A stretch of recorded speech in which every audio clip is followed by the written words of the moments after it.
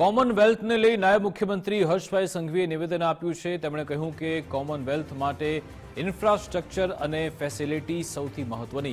વડાપ્રધાનની લીડરશીપથી અમદાવાદને Commonwealth games મળ્યું। 7.3 million લોકોએ ભાગ લીધો ખેલ મહાકુંભમાં। મનસુખભાઈ અમિતભાઈ શાહના અથાગ પ્રયાસોથી કોમનવેલ્થ મળ્યું છે। કોમનવેલ્થ માંગીની નહીં પરંતુ પ્રયાસથી મળી છે। અમદાવાદમાં 12,000 જેટલા એથ્લીટ્સ આવવાના છે। કોમનવેલ્થ ગેમ્સમાં 15થી વધુ આંતરરાષ્ટ્રીય ટુર્નામેન્ટ અમદાવાદને મળી ચૂકી છે। કોઈ સરકારી આટલી ઝડપથી ઇન્ફ્રાસ્ટ્રક્ચર ન બનાવી શકે। ખેલાડીઓની ફેસિલિટી અને સ્ટેટ ઓફ આર્ટ વ્યવસ્થા પર ફોકસ છે। 12,000 એથ્લીટ્સ સાથે અમદાવાદ ગ્લોબલ સ્પોર્ટ્સ હબ બનવા જઈ રહ્યું છે।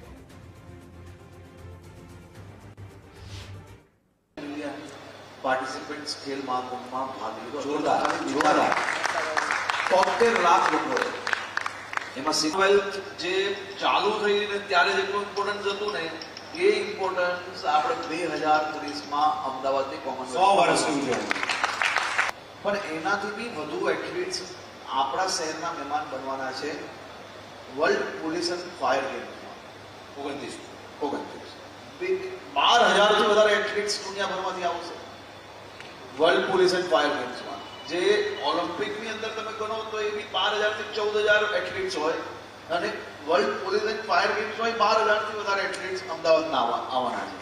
એના સિવાય બીજી 15 થી વધારે ટુર્નામેન્ટ્સ તો ઓલરેડી ગુજરાતમાં અમદાવાદને એલોટ થઈ